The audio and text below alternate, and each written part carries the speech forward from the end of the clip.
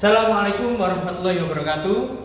Selamat siang anak sekalian kelas 12 baik Mia maupun Iis.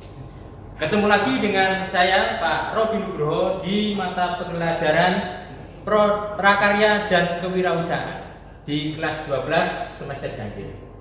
Adapun untuk materi yang pertama yang akan kita bahas yaitu mengenai perencanaan usaha kerajinan untuk pasar lokal, di mana diharapkan nanti kalian akan yang pertama dapat memahami ide dan peluang usaha kerajinan berdasarkan pada kebutuhan dan keinginan lingkungan atau pasar lokal.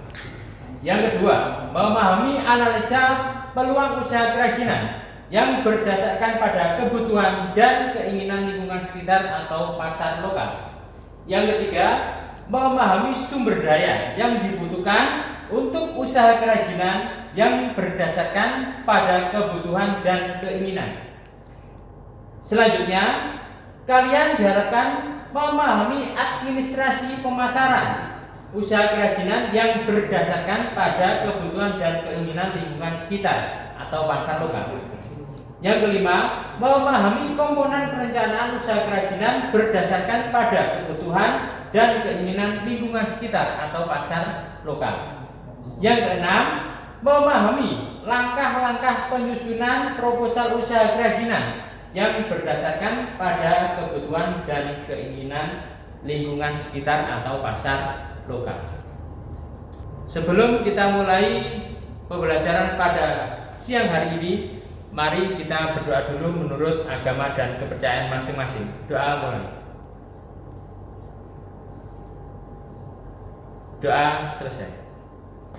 Baik anak sekalian, sebelum kita lanjut, mari kita lihat tayangan video berikut ini.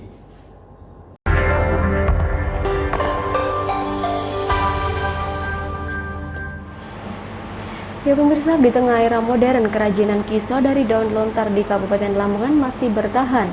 Bahkan kerajinan kiso yang merupakan tas ayam aduan itu tetap banyak peminat, meski banyak saingan produksi pabrik. Di sejumlah rumah warga dusun Sidowayah, Desa Lawangan Agung, Kecamatan Sugioh, Kabupaten Lamongan inilah kiso daun lontar diproduksi. Kiso merupakan tas ayam aduan. Para pengrajin kiso ini adalah pewaris turun-temurun. Namun, membuat kiso menjadi pekerjaan sampingan dikala lahan pertanian warga tidak lagi bisa ditanami pada musim kemarau seperti saat ini. Entah sudah generasi keberapa saat ini mereka mewarisinya. Bahkan generasi penerusnya ini juga tidak tahu pasti sejak kapan kerajinan kiso ada. Sebagai daerah pegunungan kapur, bahan baku utama berupa daun lontar banyak ditemui di ladang mereka, sehingga pengrajin tidak perlu membeli bahan baku. Dalam sehari, pengrajin bisa menutaskan 30 kiso. Sedangkan harga jualnya berkisar Rp1.500 per biji. Selama ini, kerajinan kiso daun lontar banyak diminati pasar. Pemasaran kerajinan kiso atau tas ayam aduan yang tak kalah dengan produksi pabrik ini merambah pasar Bali, Surabaya, dan juga Malang. Selain harganya murah, kualitas dan bentuknya yang tradisional menjadi daya tarik tersendiri bagi pembeli. Bertahun-tahun. Bertahun-tahun. Apa nama kerajinan ini? Kiso. Kiso. Bahannya dari apa? Dari daun nantal. Daun lontar. Kemudian harga jual per kiso berapa? 1.500. Biasanya dijual kemana? Ke Surabaya. Dalam sehari bisa membuat berapa kiso? 30. 30. Meskipun penghasilan dari kerajinan kiso ini terhitung sangat kecil, namun pengrajin tetap bertahan di era modern sebagai sumber pendapatan lain selain bercocok tanam. Hari Saktiono, Citra TV melaporkan. Baik, lihat video tadi, saya yakin kalian mempunyai gambaran apa sih produk kerajinan itu dan apa kaitannya produk kerajinan itu terhadap kebutuhan di pasar lokal. Nah, sebelum kita bahas lebih lanjut, mari kita bahas dulu tentang perencanaan usaha kerajinan untuk pasar lokal. Kita tahu produk kerajinan seringkali menggunakan keterampilan manusia. Sehingga apa? Sehingga sifatnya pun bersifat unik. Sehingga ada istilahnya limited edition. Nah, dari keunikannya itu biasanya produk kerajinan mempunyai nilai yang tinggi. Sehingga tidak jarang kita kenal ada istilah kolektor kerajinan. Berapapun harganya pasti dia beli. Nah, itulah keunikan kerajinan yang dapat kita kembangkan, terutama kaitannya di sini adalah untuk pasar lokal. Nah, ini ada contoh misalnya ini once, tahu once ya, once, bukan oncenya dewa, bukan, enggak, once ini once. Ya, nah, kita tahu keunikannya ini ada gambar naga ini ya. Nah, tuh, nah inilah sumber daya yang harus kita perhatikan untuk membuat rancangan suatu produk kerajinan. Ada istilahnya 6M. 6M. Ya. M yang pertama ada man. M yang kedua ada material. M yang ketiga ada mesin. M yang kelima ada money. Dan M yang terakhir ada market. Kita bahas dulu sekilas man, manusia. Artinya dalam pembuatan suatu produk, terutama produk kerajinan, kita tidak lepas dari faktor manusia. Skill, kemampuan manusia itulah yang dibutuhkan.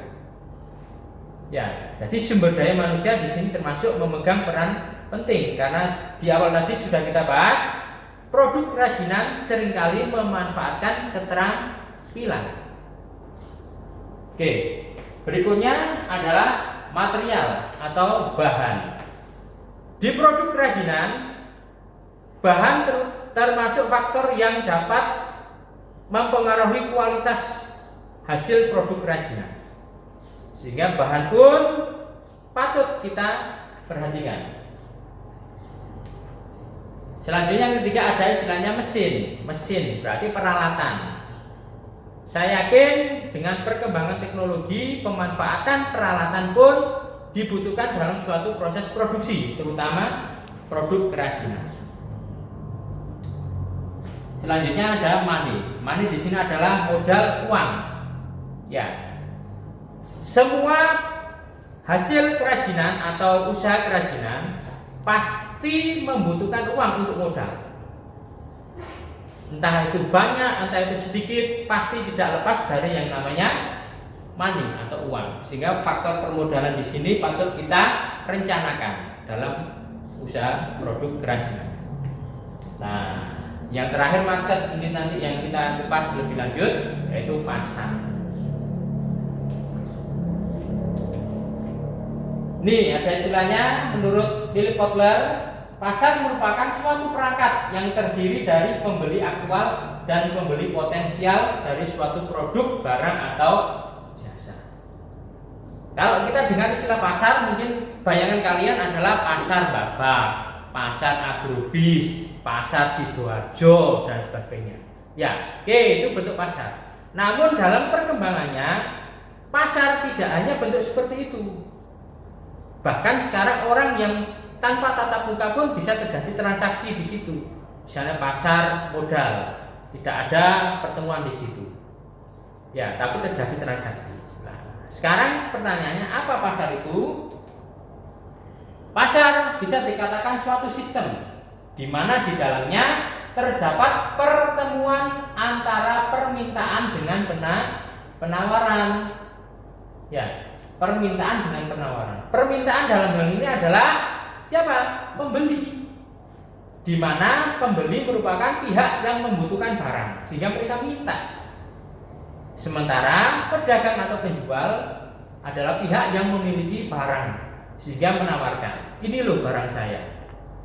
Nah, di situ terjadi pertemuan dalam suatu sistem.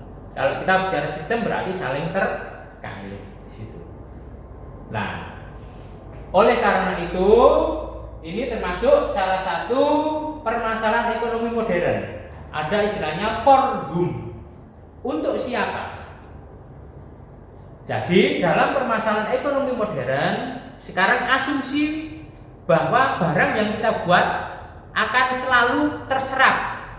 Tidak sekarang. Sehingga ada istilahnya for whom. Untuk siapa? Oleh karena itu muncul istilahnya segmentasi pasar di situ. Ya, barang apa yang kita jual, bagaimana, ya, proses pembuatannya, dan yang terakhir ini ya segmentasi for whom. Nah, ini yang kita bahas nanti.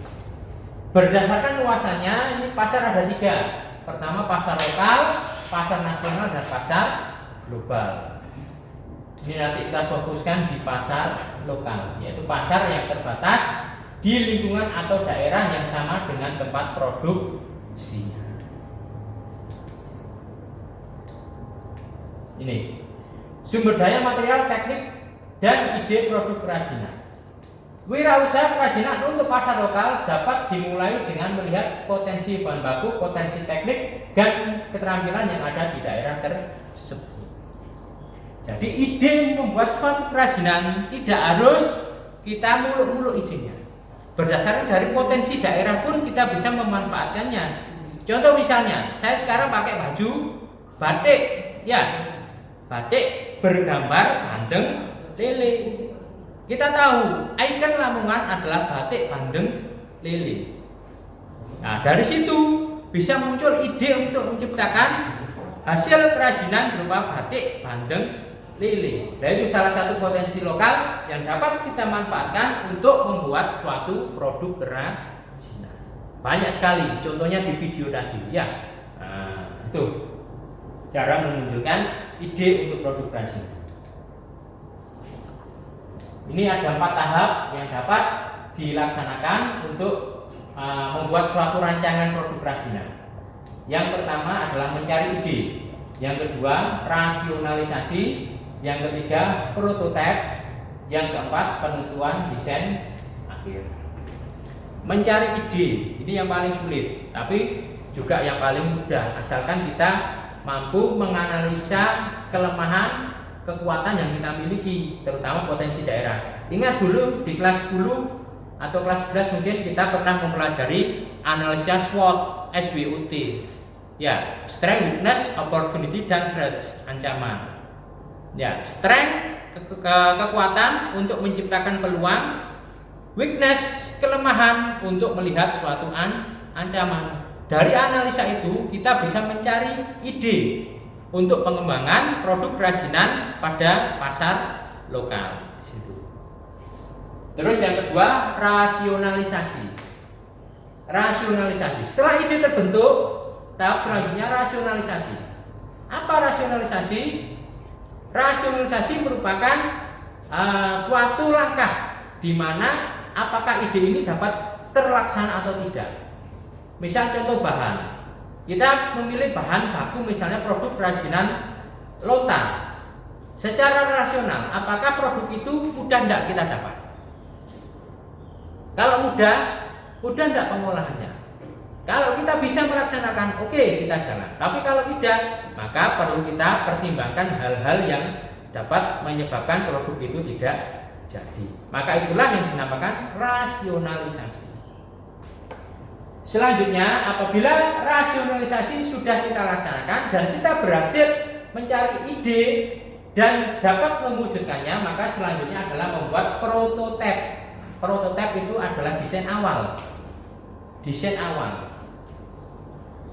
Nah, di desain awal ini pasti masih ada kekurangan sehingga pada tahap pembuatan prototipe atau studi model ini pengembangan harus tetap dilakukan. Sehingga nanti pada tahap yang keempat, penentuan desain akhir, itu merupakan produk yang benar-benar siap untuk kita produksi. baik itu uji coba produk maupun nanti produksi secara massal. Itu ya tahap-tahap untuk perancangan kerajinan pasar lokal. Selanjutnya kita bahas tahap produksi. Secara umum ini ada 6 langkah ini ya, atau 6 tahap. Yang pertama, bahan baku, pembahanan, pembentukan, perakitan, finishing, dan yang terakhir produk. Coba kita bahas dulu bahan baku. Ya, bahan baku. Di video tadi sudah kita bahas, atau mungkin sudah kalian amati bahwa bagaimana produsen memperoleh bahan baku, bagaimana bahan baku itu diolah selanjutnya pada tahap pembahanan, selanjutnya pada tahap pembentukan. Bentuk apa yang ingin dibuat? Ya tadi misalnya ayaman, ya daun lontar tadi di video tadi. Itu. Terus selanjutnya perakitan. Setelah dirakit, pada tahap akhir atau finishing, ini merupakan produk itu memang sudah benar-benar siap untuk dipasarkan atau bahkan dijual. Mulai dari bagaimana dia mengemas, bagaimana dia memberikan pewarnaan atau mungkin aksesoris yang lain sehingga menambah kesan manis pada produk itu. Yang terakhir, produk itu dapat kita jual. Oke, itu anak sekalian, untuk pertemuan pertama kali ini silakan nanti bisa kalian baca lebih lanjut pada modul yang sudah kami buat dan dicoba kerjakan lembar kerja.